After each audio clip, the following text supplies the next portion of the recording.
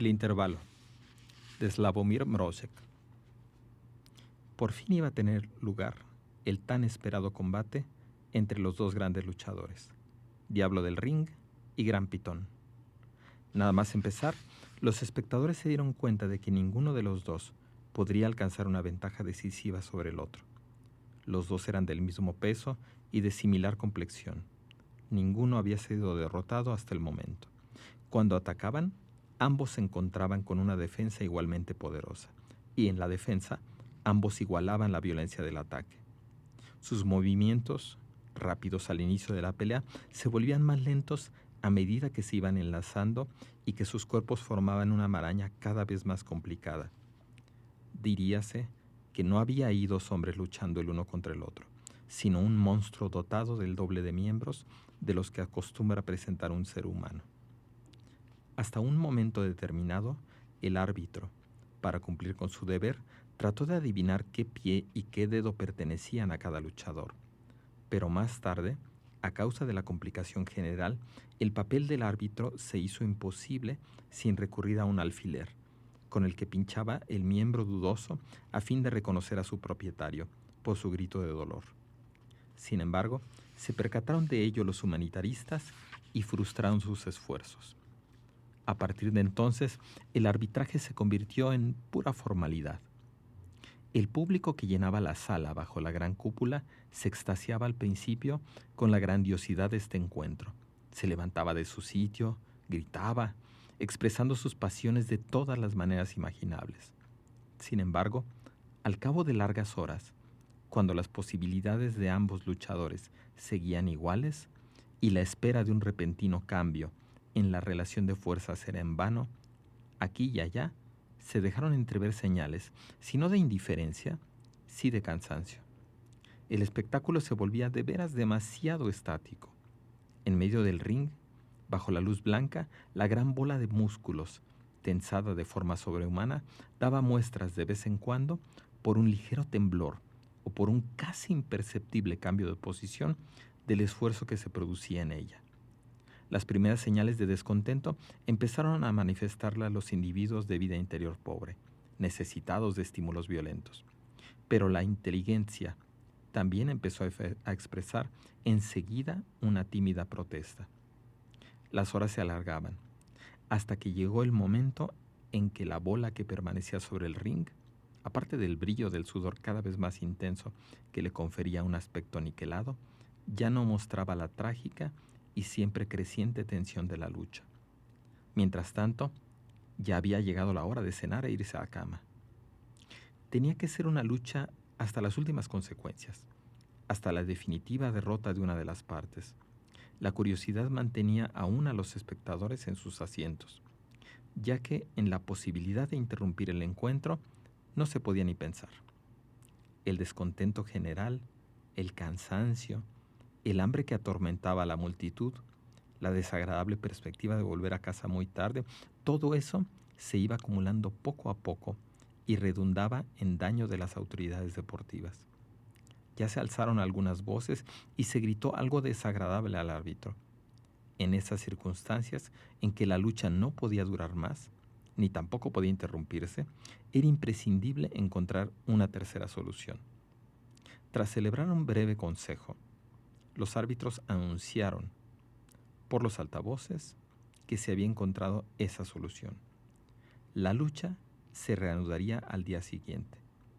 Pero, ¿cómo asegurar a los luchadores exactamente la misma posición en que el encuentro quedaba suspendido?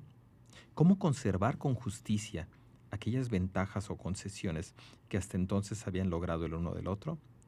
Los dos quedarían sellados tal como estaban y se les dejaría sobre el ring hasta la reanudación del combate.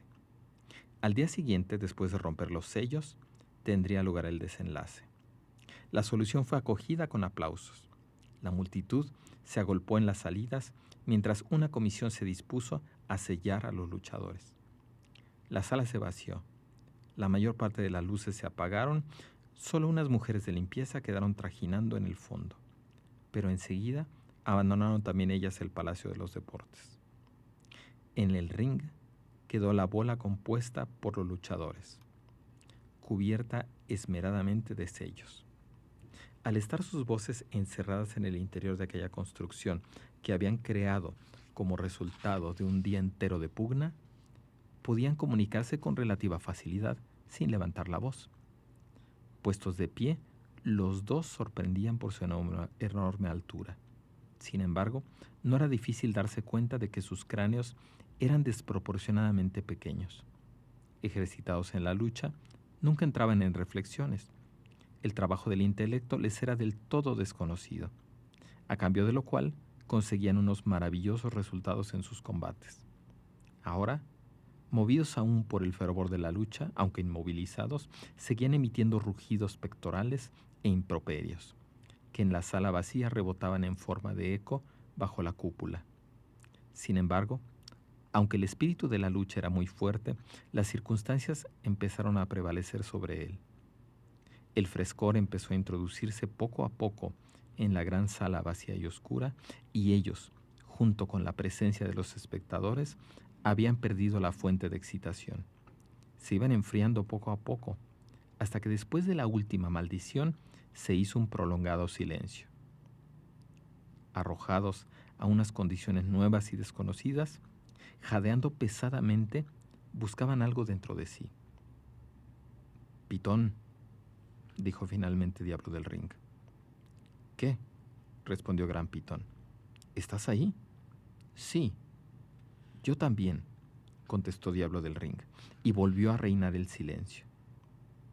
Pero quizá porque resulta imposible una larga permanencia de dos seres uno junto al otro, sin que haya contactos de algún tipo, o quizá porque Gran Pitón sintió envidia de su adversario por haber sido el primero en articular palabra, el caso es que al cabo de un momento se dejó oír la voz de Pitón, que atravesando un complicado camino entre los hombros, pies, muslos, tríceps y otros músculos, llegó a oídos del Diablo del Ring.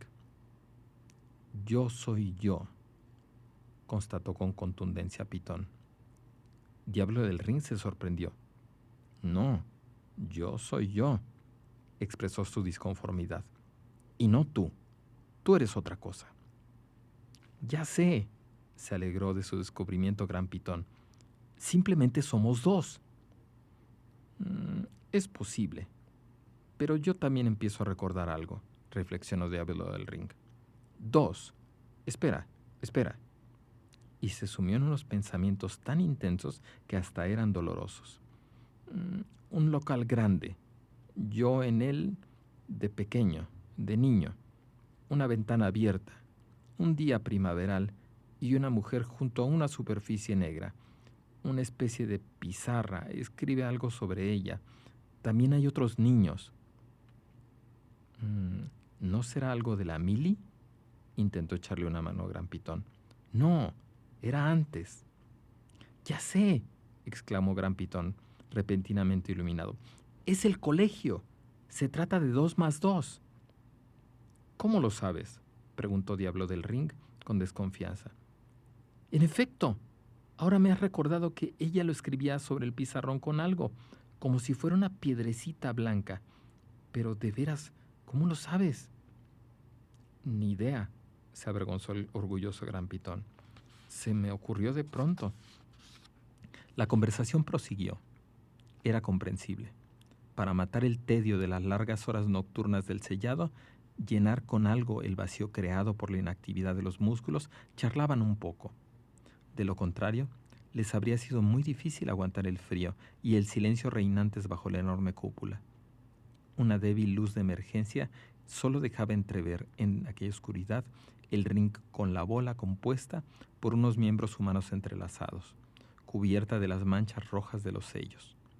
Después de medianoche, refrescó aún más, y en la superficie de la bola se podía advertir con claridad la piel de gallina. Una voz en su interior decía: «Pitón, contéstame. Si un comerciante compra media docena de manzanas a 3 centavos y vende 2 manzanas a 5 centavos y las restantes a 4, ¿cuánto gana?». «Ahora te contesto, pero tú dime primero aquello de los 2 trenes». «¿Qué trenes?». «Desde el punto A sale un tren. El segundo tren sale del punto B y avanza en dirección al otro. el del punto A va a 53 kilómetros por hora y el del punto B a 75. ¿En qué lugar se encontrarán y después de cuánto tiempo si la distancia entre los puntos A y B es de 480 kilómetros? Una solitaria mariposa nocturna irrumpió en la nave y revoloteó alrededor de la luz, sin prestar atención a la bola. Mientras tanto, ésta hablaba consigo misma, susurraba, discutía algo. Pasaban las horas en medio del silencio, el frío y la oscuridad. La masa que había sobre el ring se contestaba a sí misma. Una voz sorda, apenas audible, vibraba, bajaba, subía en algún lugar de su interior. Se abordaban múltiples temas, se formulaban preguntas y respuestas varias, cada vez más difíciles. En lo alto, bajo la cúpula, donde el techo era de vidrio, se vislumbraba ya una pálida y endeble claridad. «Pitón, ¿qué es mejor, ser o no ser?», profirió finalmente Diablo del Ring. «Eso depende», le respondió pensativo Gran Pitón. «¿Qué es más noble, vencer las dificultades y seguir a pesar de todo, o provocar el final aunque sea con un trozo de hierro?» «Lo peor es esa inseguridad», continuó Diablo del Ring, mientras el mudo acompañamiento del alba iba llenando cada vez con más claridad el espacio bajo la cúpula. «Porque no se sabe qué hay después. Si se supiera, ¿quién soportaría las molestias que provocan las personas de mal carácter, la falta de respeto hacia las leyes o la arrogancia del poder?» La luz de la mañana llegaba cada vez más abajo. Las luces del ring palidecían rápidamente. De debajo de los sellos salió el apasionado susurro de Pitón. «¿Y si cogiéramos la masa y la eleváramos al cuadrado y después, ¡patapam!, la multiplicáramos por la velocidad de la luz? Esa sí que sería buena». Pero ya era tarde. Los primeros porteros entraban en la sala.